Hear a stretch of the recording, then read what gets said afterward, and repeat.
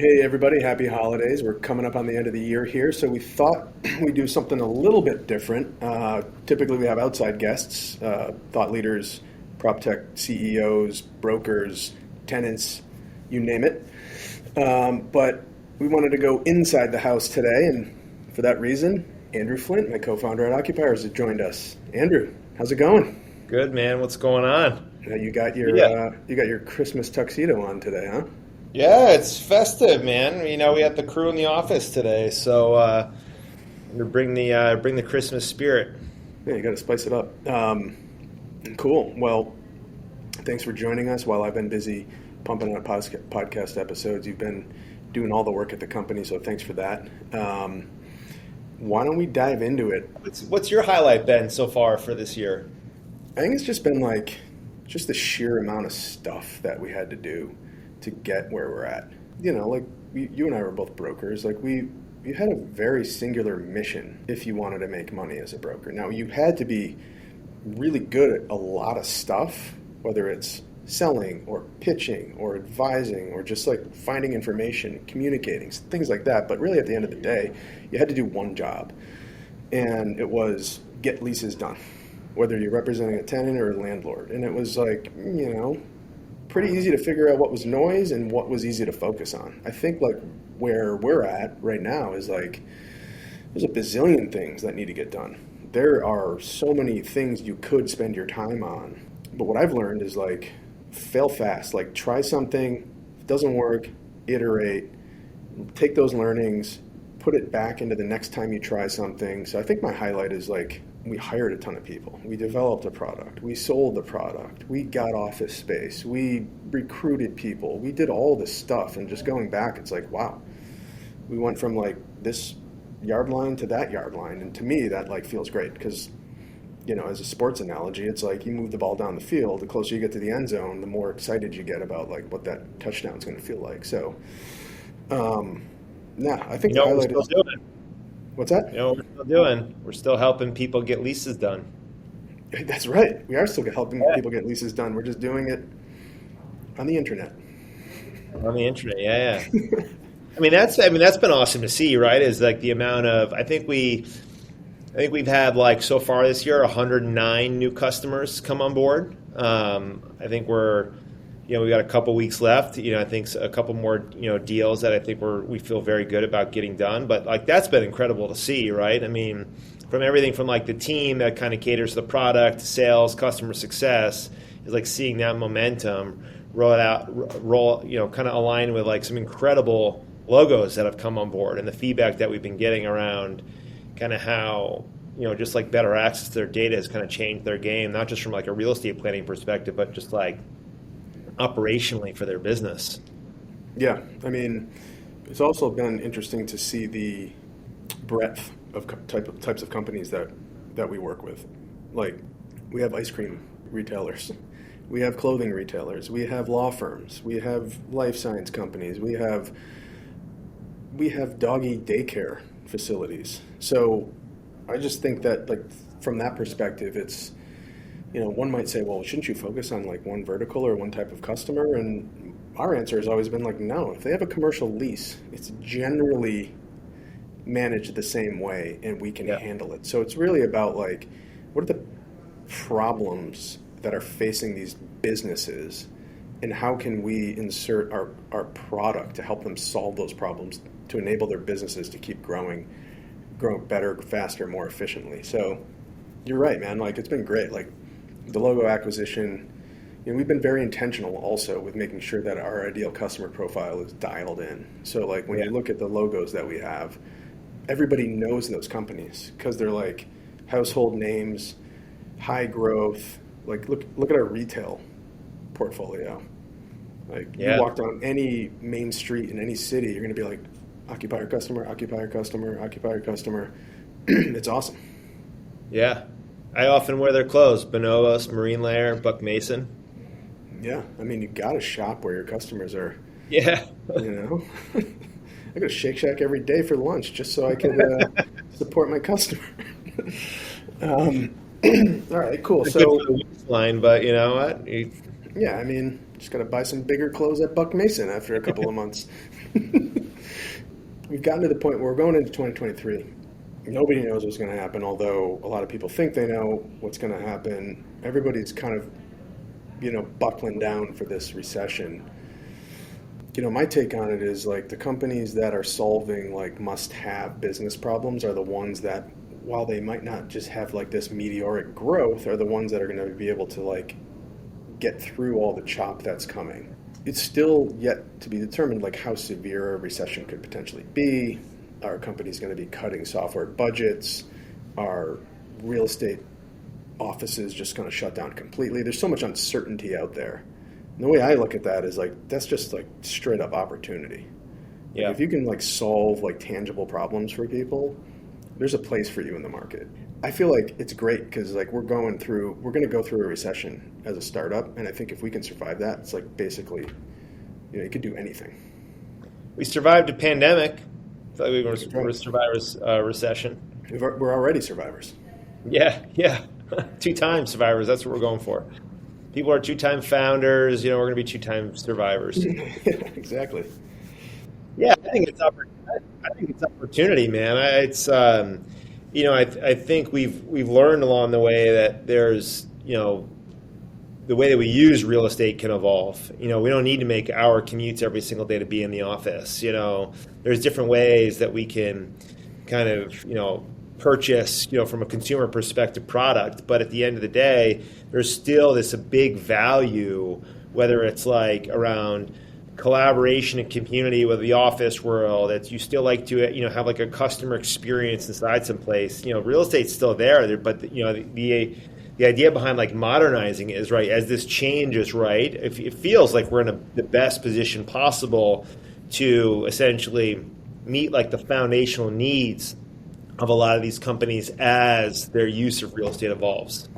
That's kind of what seems to be the most exciting thing for us, right? I think the broader team is that he's kind of capturing that opportunity and being well positioned to do so.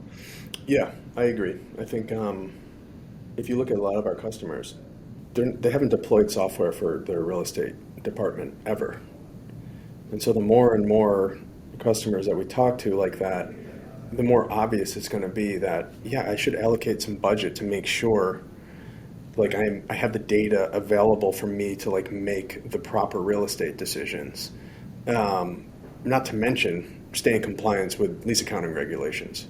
Right. So we've got this kind of like two-headed monster of a value proposition that whether it's a good time or a bad time, you need it.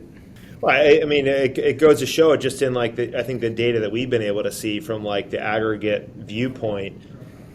I was looking at this the other day. Our average, office user has 42, 43 locations right now. That's grown by 6% from the end of the first half of the year to now.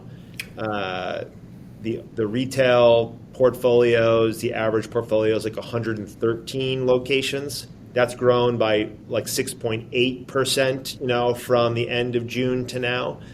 So there may be different ways we use it, but there's more, it's almost like this idea of how they're using it now becomes more complex, and it's growing their portfolios in terms of maybe not size in terms of square footage, but from a number of locations perspective, it is, which is super interesting and dynamic to kind of think about. Yeah, I mean, and dude, like we saw this during COVID. Some of our customers used the product to more quickly shut down locations. Yeah. Like it wasn't like all about growth. Like there are customers who were able to identify immediately opportunities in their portfolio where they could leverage their lease language with a landlord to say, hey, like I'm in XYZ city or state and they're telling me I can't let people come into my store.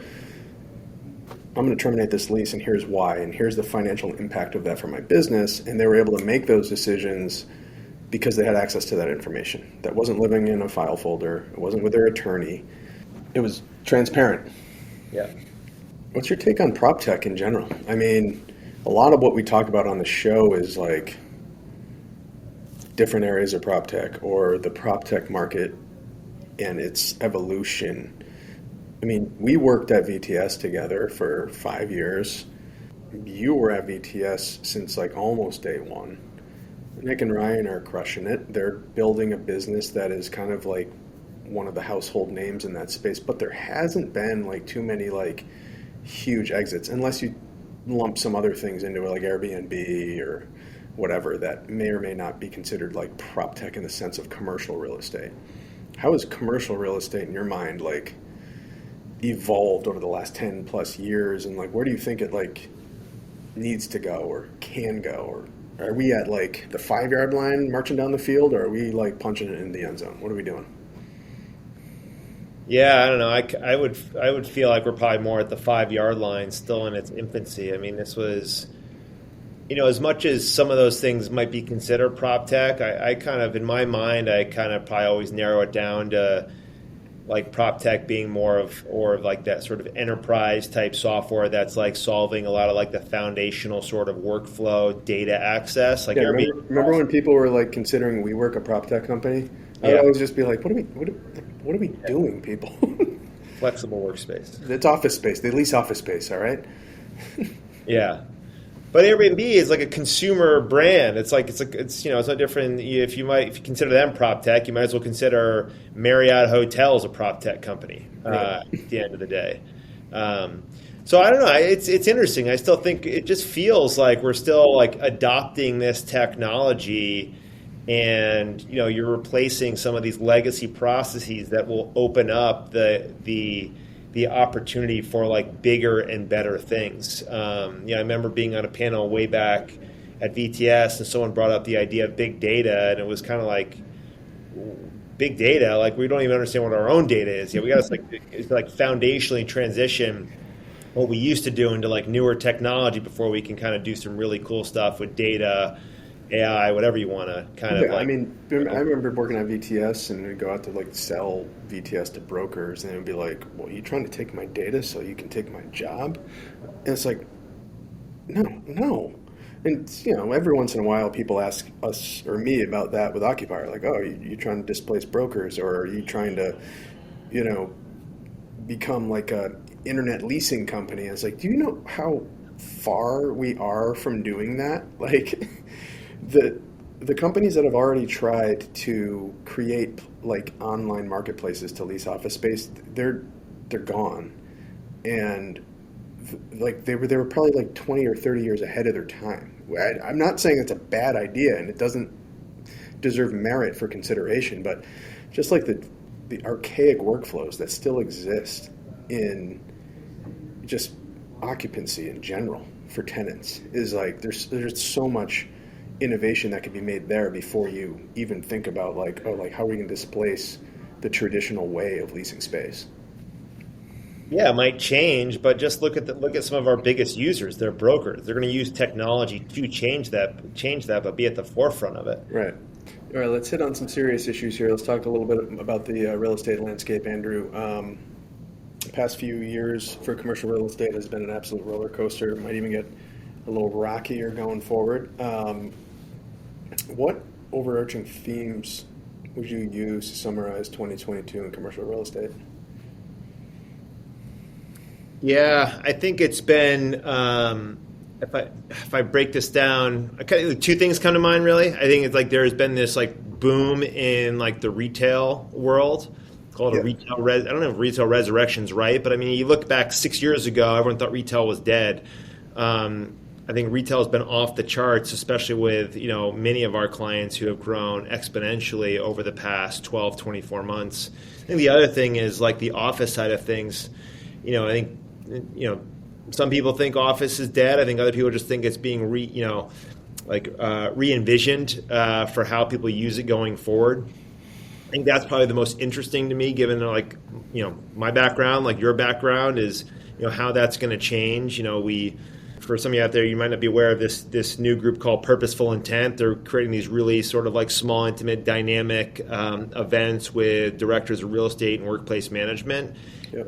And we've been to you and I have been to those events, right? It's just interesting to see the dynamic of how people are rethinking about not just how someone comes in and does their day job, but how they're doing stuff and collaborating with all of their peers, and what are the things that are going to help bring people into the office and drive, product, some level of productivity or value. And that's been, I think, just super interesting and top of mind for everyone from what I've seen. Yeah, I think on the retail front, the pandemic put such a microscope on, or it just put retailers through just like this massive ringer of how like trying to come to grips with the actual business model of selling stuff in stores. And I think that people like to go to stores. Now, obviously, people like to order stuff too, but I think just the resurgence of retail since like things opened up after COVID is so strong. Maybe these retailers had some dry powder. They really thought about their expansion plans. They thought about the experience that they would provide consumers coming into stores, and they were really prepared to get back into the game. And I think that's been telling in the stats in terms of vacancy rates for retail space. On the office side, it has been completely upended, right? The traditional idea of like, oh, I need to lease this much space at these lease rates and build it out and like it's going to serve these purposes, that has gone out the window. So yes, you have office decision makers trying to figure out what is the true nature of an office? Do we need one? Does it have to do this? Does it have to do that? What do my employees really want so they can get the best work done? So I feel like those questions are 100% still unanswered, which is why you have some companies mandating people come back. You have other companies not even talking about it. It's just, I'll leave it at that. It's just completely undetermined. Matt, I mean, we've out of our customer growth over the past year, we've seen huge growth in the healthcare world, whether it's like companies coming on to manage their lease portfolios or a lot of actually like brokers across the country that specialize in healthcare that are managing their entire sort of like deal pipeline in Occupier. Like, I don't know. What's your thought on that sector of the market? I think there's two forces that I've seen, at least with our customers. One is private equity roll-up strategies. We have clients that might have like, a strategy where they're going to go out and they're going to acquire all these mental health clinics across the country, or they're going to attract clinicians in that area to come onto their brand. And they're trying to build a nationwide platform on a roll-up basis. And the other phenomenon I see is like M&A activity, and they kind of play together, right? Eventually, all of these huge hospital systems start to gobble up all of these PE-led like roll-up practices. So, I live here in Boston, Mass General Brigham. They're growing. They're always growing. They're always adding new buildings because they're bringing in new, practice groups, et cetera. So I think those regional hospital systems that you mentioned, like, brokers who are representing them, they're primarily helping them plan for expansion, whether that's regionally or getting into new markets. So I think healthcare is just like this active space because it's just in demand. And I think technology is something that's impacting the healthcare space where you can meet with your doctor like this right now online on a video format. But there's certain things that you have to go in person for. So you're starting to see a lot of those things embed themselves in the community. So you get MedTail, you get shopping centers that all of a sudden have an ambulatory like care clinic in it, whereas normally that would be like a Chinese restaurant. Like there's all sorts of stuff going on. I don't have the answers, but that's just like what I'm seeing. We had a webinar recently with retail broker Navin Bhatani. He represents a lot of like emerging retail brands, and his advice was like, think really hard about if now is the right time to open a new retail location. You get construction costs skyrocketing, you get inflation, you have a lot of changes in customer behavior. Rents are kind of still escalating because retail vacancy rates are still pretty low. How do you think about like 2023 and the economic environment that might like dictate real estate decisions? Because on the office side, you and I were in San Francisco recently talking to a bunch of brokers. You're just like, office deals are just getting kicked down the road, and landlords are happy to take that 3-month extension just to help you figure out like with the hopes that you stay, right? Like, what does 2023 mean for deals getting done? Yeah, I feel like it's one of those things that you're rethinking about maybe your location strategy. I have one of my good buddies is in the whole restaurant business, and he's talked about the differences between locations that were like CBD focused in the past that did really well before the pandemic, which aren't doing as well, which, compared to the ones that might still be catered towards like touristy areas of New York City or more residential areas. Like if people aren't going into an office and they're working from home 3 days a week, sometimes they still want to go get lunch, order in, go get it. It's like, face it, is, not everybody's always cooking. And so they're heading out and going to get their food. But these might have been locations where before the pandemic, no one would have ever considered them because maybe that lunch rush wasn't there. So that's kind of been interesting to kind of hear is, it seems like there's like, depending on what you're purchasing, like consumers are still there. It's just where are they actually buying it and at what times, which might have changed compared to 2-3 years ago.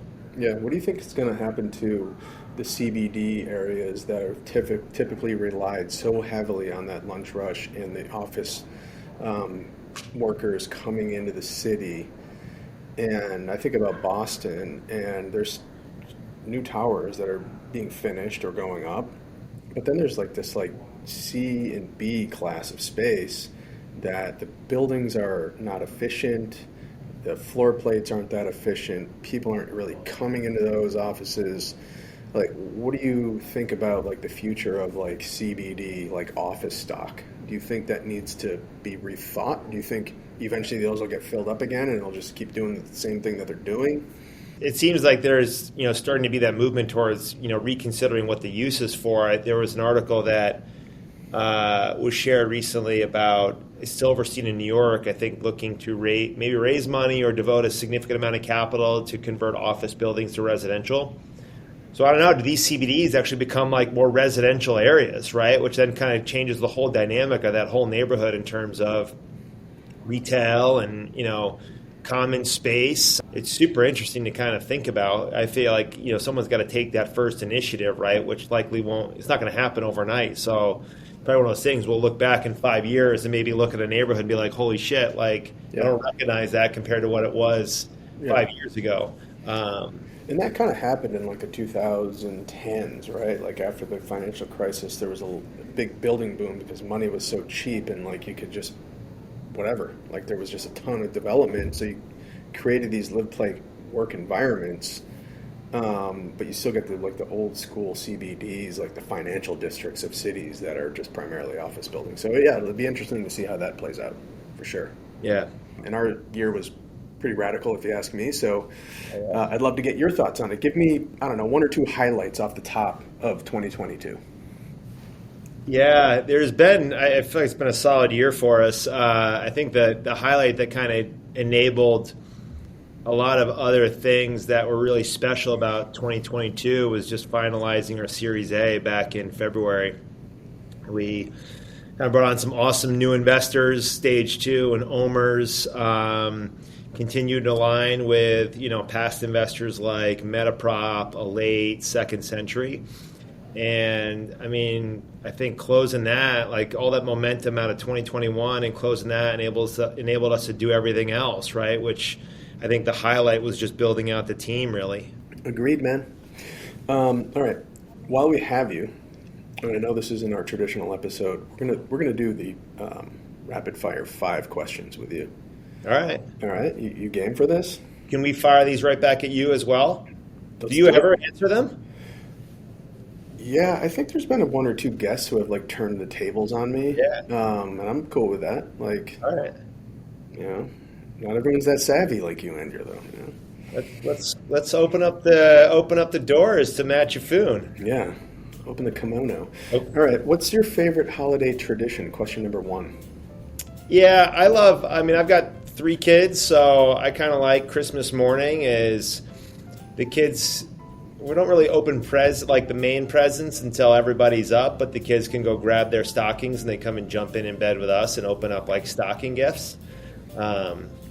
Pippa doesn't really grasp that yet, but she's only 2. She'll get it. She'll get it. She'll come up the learning curve.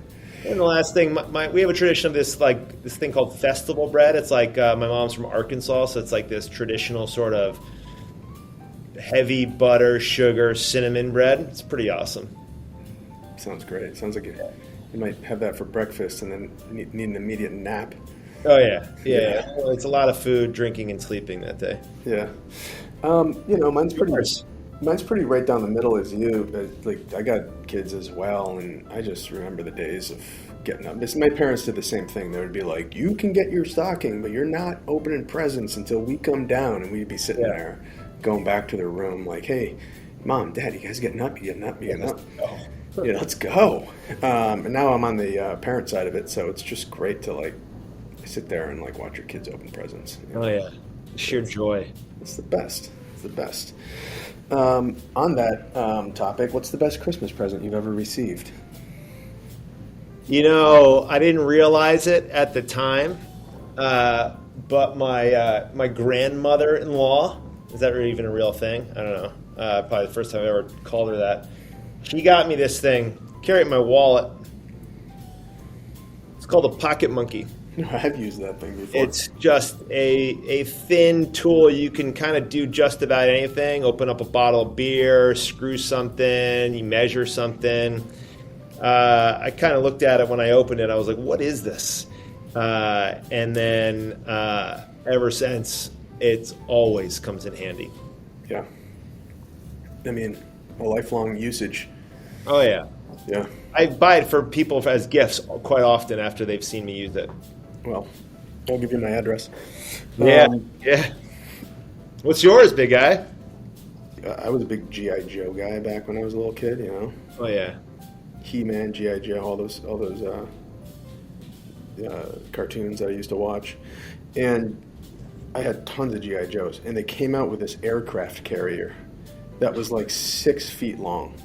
And it was like a monstrosity. And it was so much plastic. It probably took my dad like all night, 12 hours to put together in our basement. But I remember he was just like, "You guys got one more present." My brother was 2 years younger than me, so we were kind of like into the same stuff. And we went downstairs and we were like, "Oh my God." It was like one of those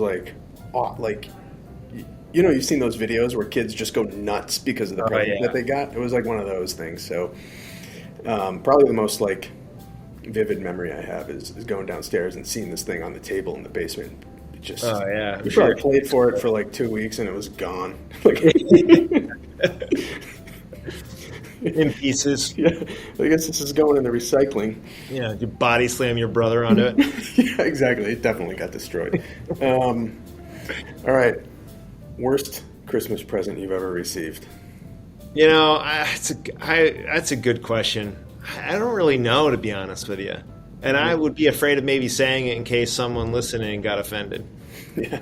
Well, I know my grandmother doesn't listen to our podcast. She's 94 years old and lives in a nursing home. So I remember she would get me the same thing every year. She would go to JCPenney and get a matching Nike like crew neck sweatshirt, like black with a swoosh on it, and a matching black Nike hat with a swoosh on it. And she did that through college. And I remember it was like, yeah,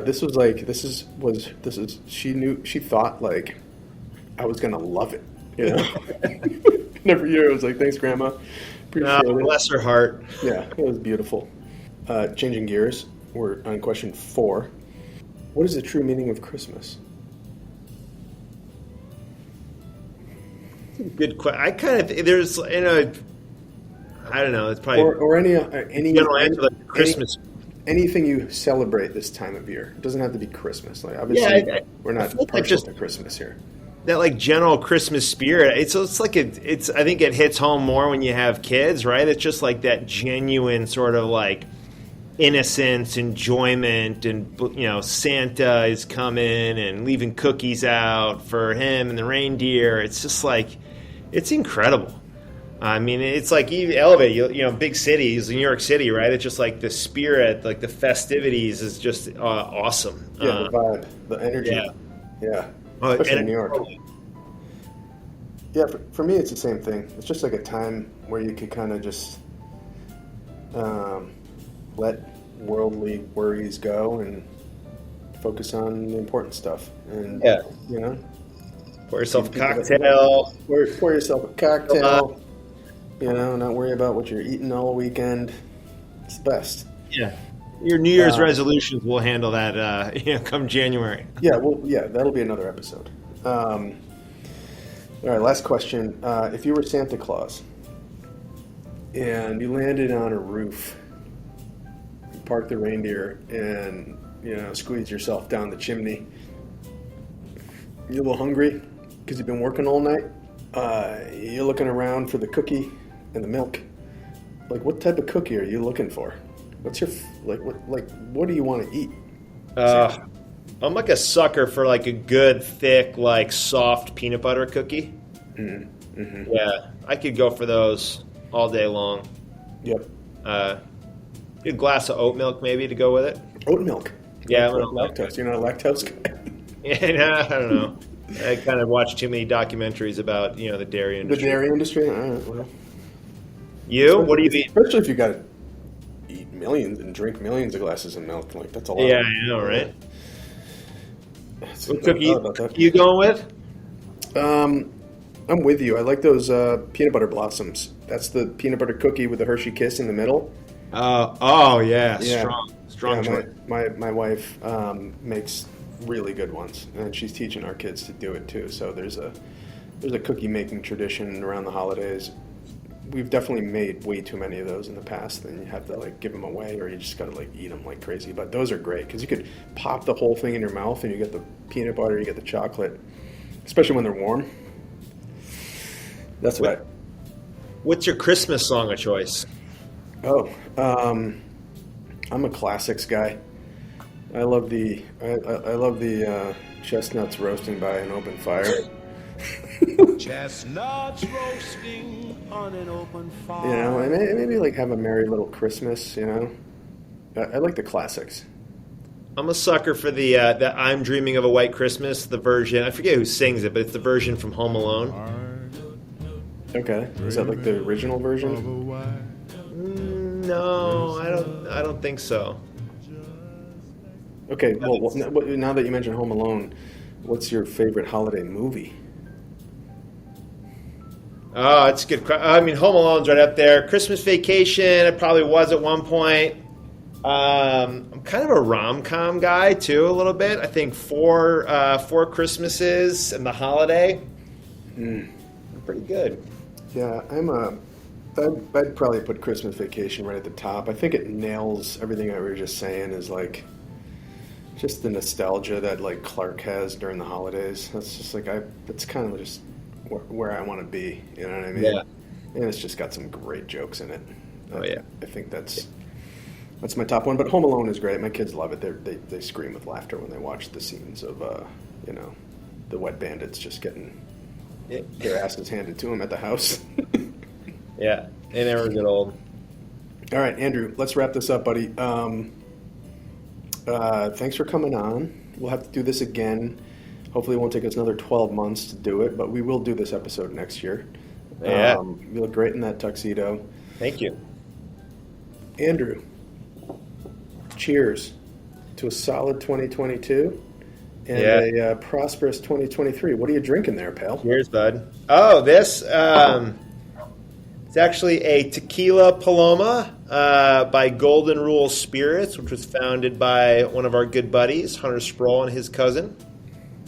Amazing. I am familiar with that wonderful brand, and it just so happens that they are sponsoring our podcast. So, this episode of Fully Occupied Podcast is sponsored by our friends at Golden Rule Spirits, top shelf, bar strength destination cocktails in a 100 milliliter can. Whether you're looking for the perfect post-surf margarita or just a nightcap at home after a long day at work, Golden Rule has you covered. They're authentic, old-fashioned. Margarita, espresso martini, and tequila paloma cocktails are made with the highest quality ingredients and come in the perfect size, ready for any activity. So, head to goldenrulespirits.com right now and get free shipping on orders of $80 or more using the code CHEERS before December 31st. And these delicious high-end cocktails will be shipped directly to you or your loved ones. The perfect way to celebrate the holidays and ring in the new year. Golden Rule Spirits, drink unto others. Cheers. Cheers.